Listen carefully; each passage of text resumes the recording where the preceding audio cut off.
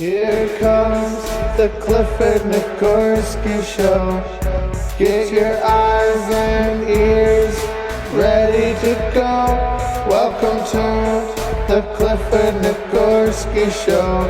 We're gonna have a damn good time. Welcome to the Clifford Nicgorski Show. Welcome to the hell of a time. Welcome to the Clifford Nicgorski Show. We're gonna have a hell of a time. Hello, and welcome to another episode of the Clifford Nicgorski Show. I'm very excited to be here today. I haven't had a lot of time at all to do anything. I've been very, very busy. I had a show. I'm in the studio recording a new album for my band, The Sleeping Ghost. So get ready. There's going to be new music coming soon. You can go on Spotify and find us, or anywhere you stream. So 3 days a week I do deliveries for a couple food places. So this is one of those days. It's in the morning on a Monday. Not a lot of action. Not a lot of action at all. So for this episode, we're just going to kind of go through my day, and I'll check in with you guys as the day progresses. Right now, I'm sitting in my car, clocked in, waiting for a delivery.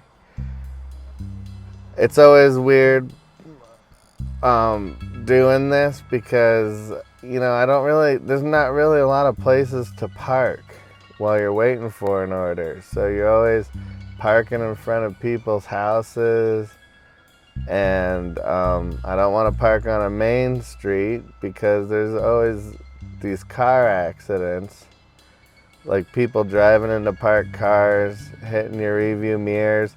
Everybody's smoking legal weed, coming down off their psychedelic trip, and the odds go up that someone's gonna bump your car or drive into the back of your fucking car. That's the thing with this world. Everybody's just, they want to escape all their problems by doing these drugs, They're all on these psychedelics. The thing with psychedelics is everybody should probably try it out once, get outside themselves, see if it works for you, see if it's interesting, if you can come to any conclusions. Maybe learn about yourself, about the world, see how you're connected to this life. There's a lot that you can take from it. But the thing is, just like with anything in this world that's beautiful and simple, it can be taken and kind of just turned into just something that you do. It's like cool to do. Oh man, everybody's doing this, so I should do it. And I don't know, in my opinion, that's not how psychedelics work. You kind of wait for these moments where they come into your life, and they always seem to find their way to you at the right time. I feel like with going out because it's cool or because everybody else is doing it, you put yourself in the situation to take it at wrong times, and then you don't really get the a useful experience. Because at this point, everyone's just taking them. I know that there's a lot of talk, like, you'll hear Joe Rogan say, like, everybody should do psychedelics. The world would be in a better place. And I think coming from him, it makes sense. I see why he would say that. But unfortunately, we've made these drugs very popular. Pretty much everybody's doing them. I got a friend whose dad does them. And it makes them like kind of tender for a couple days. And then next thing you know, they're back to their old ways. Just sitting there on the couch, angry, irritated, trying to watch their show, trying to teach you lessons. You got the mustaches just sitting there. I think my dad may have tried some kind of THC at some point or something. And I don't know, though.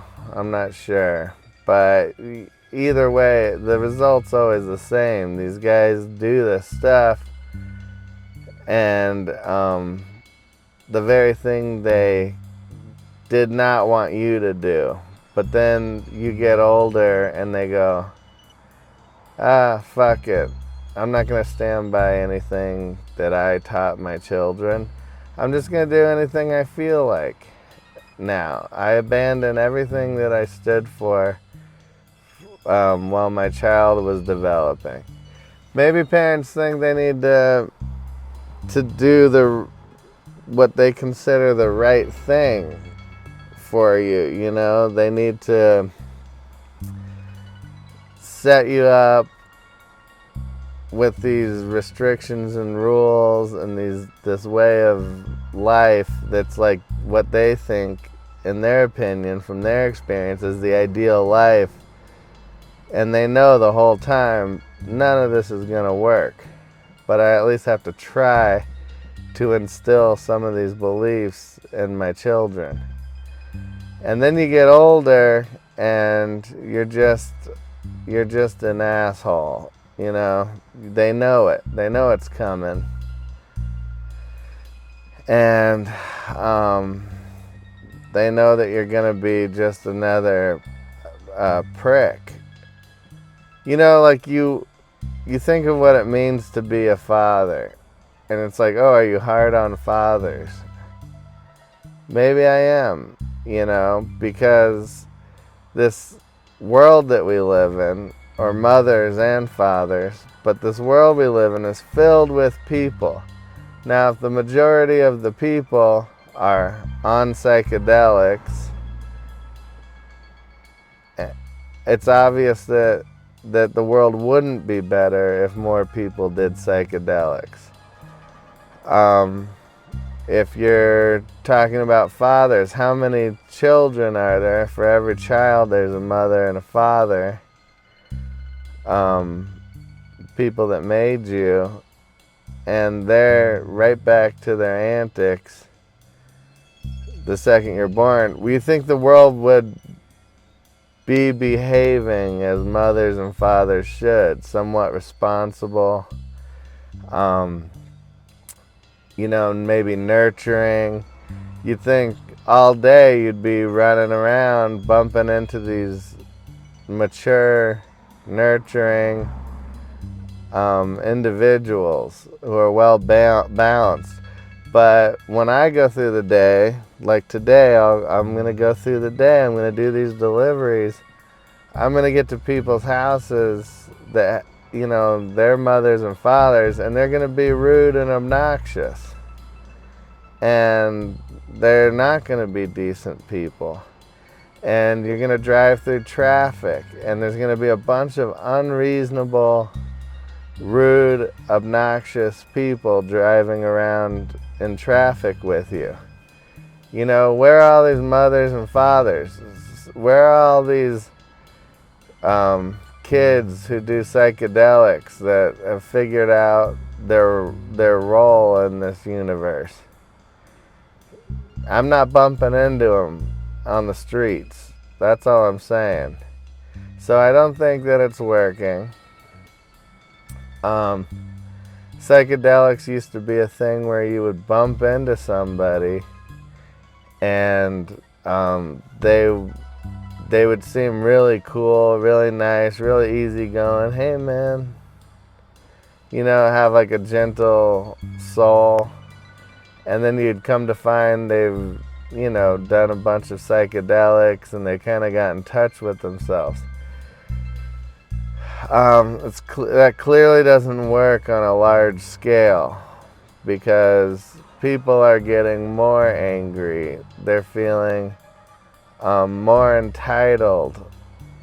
They're not behaving correctly in traffic. If something happens in traffic and someone starts waving their hands, I start laughing at them.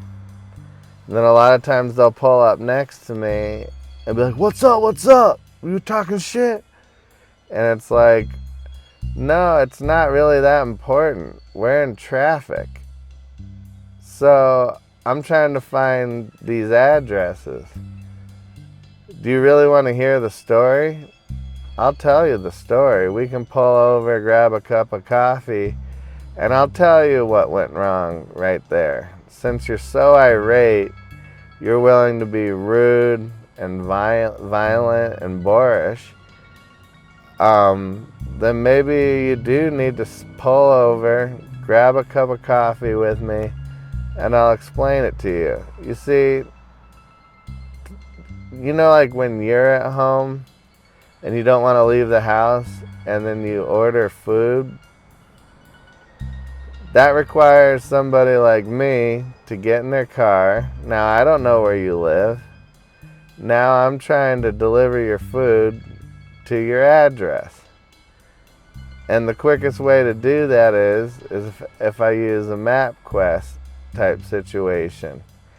And a lot of times you don't know, hey, I need to turn right now to get onto this street. So sometimes at the last minute I'll look over and it'll seem clear, it'll look good, and I pull over. But the guy who was coming down that lane I turned into, he wants to go 60 miles per hour down the side street, and he was trying to get to where he's going at 1,000,000 miles per hour. And I pulled into his lane and I need to make an immediate right, so I'm not gunning it. So instead of that person understanding that there's 3.9 million people that live in LA and we all have to use these same roads, and that there's going to be 1,000,000 situations going on. So when you're driving, you kind of have to be ready for anybody at any given time to be in 3.9 million different situations than the one you're in. But, so that's basically what happened back there, sir. Now I'll buy this coffee for us, because I'm grateful that you took the time to talk with me and get to the bottom of this. But moving forward, maybe you shouldn't be so quick to start screaming, yelling, making threats, swerving, driving insane on the road because you're trying to drive way too fast on a highway and you've encountered somebody that's maybe delivering food, much like the food that you're gonna need delivered to you at some point in the future. Don't you want your food to get there in a timely fashion and not have it all jostled around the cab of some person's car that's trying to deliver it to you? That seems like that would make sense to me. Maybe I have like a big bag of Thai food and there's drinks, and I got someone's deep dish pizza, and the way they cook those, if it's tilted at all, all the cheese on top will slide off of it. So you got to keep it very steady and still. So I'm not eager. This is another thing that happens. You're at a light intersection and you're trying to make your right, and the person behind you is getting mad because you won't gun it, hit the gas, which is wasting gas, and pull out of this in front of and into traffic when there's only like a small gap. But it's like, hey, you could have done that, and you could have squeezed in and gotten there, and then it would be my turn, and then I can do the same thing. But again, the problem with that is I'm wasting more gas. Do you care about the environment? Shouldn't we be saving our resources? Seems like that would be a good idea. Less oil, less brake damage. If someone else has to slam their brakes on and then accelerate again. Now we're just burning through resources for no reason, and I'm gunning it, taking a turn, and possibly messing up this food that I have to deliver. So I wait until there's plenty of room for me to pull out. It all goes back to, everybody's smoking their weed, everybody's taking their psychedelics, everybody's doing their bullshit, but I don't think they're learning from it. I think what they are doing is MK Ultraing themselves, and like with Charles Manson, Ted Kaczynski, a lot of these people. Who shot JFK again? I forget his name right now. Lee Harvey Oswald. These were all people that were drugged using LSD and psychedelics by the government. It's all proven. And then while their minds are open and vulnerable, they put all these ideas into their head and they get them to do these crazy stunts. That's what Charles Manson did to his followers. He got them all partying on LSD. He'd break down their morals, have the guys banging other guys, gang bang a chick. They'd have all these people do these things that they may regret, or they may maybe cross a line that they've never crossed before. And now you've broken them down morally. Same thing with a lot of the Nazi soldiers. They'd get them to watch this really extreme porn and would get them to do all these like really vulgar acts. And then it was like, hey, your moral system is broken down. Now it makes sense to do the next thing. It makes sense to do this other thing that you may never have thought you would do before. And it kind of landslides from there. So I think that it's probably not a good idea for just everybody out there to think it's really cool to do all these different psychedelics, and then they go turn on the radio. Most people are only listening to the same handful of songs on repeat over and over again. Then they go binge watch shows. You'll watch like, hey, I'm going to watch an entire season of American Horror Story. And you're just getting this train of thought drilled into your head. And next thing you know, you're a little bit brainwashed, It's just these repetitive actions. you gotta break it up a little bit. You gotta go experience life, maybe how it was meant to be, maybe face reality and practice some acceptance. You know, the world's not gonna bend to fit your things, and you're not specifically gonna make the world what you need it to be when you need it.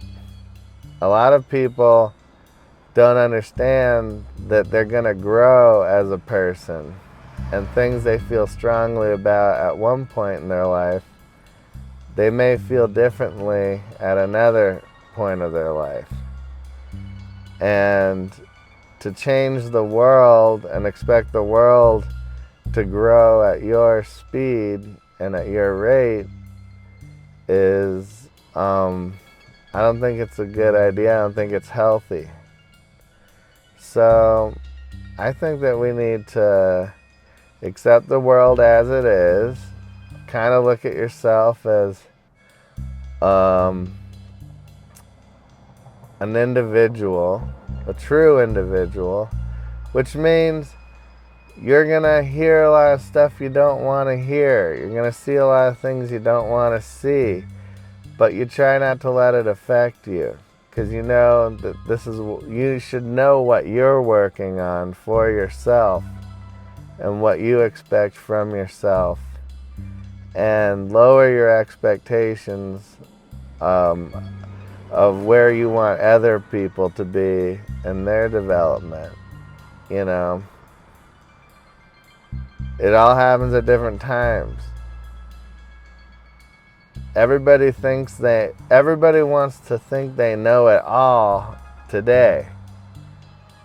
Few people are willing to accept you only know what you know and feel the way you feel based on where you are today. And that's going to change the more you go through life. And there's a horrible epidemic of people trying to cling on to the things they once knew and aren't willing to accept that maybe they might be wrong. So instead of accepting that you're wrong, it's, hey, what's happening to the world around me?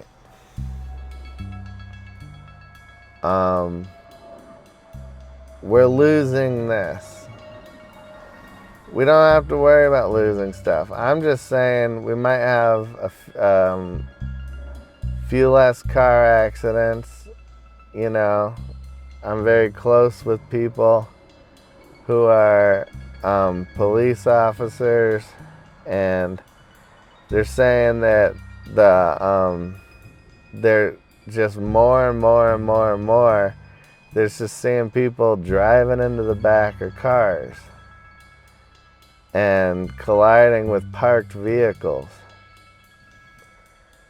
which is ironic, you know, because it's kind of like people trying to manipulate the world to what they want, but they keep colliding with these inanimate things and the way things are, and their little vehicles of psychedelics and their somewhat immature view of the world. They have to like maneuver around the way reality. They gotta maneuver around reality, much like the parked cars.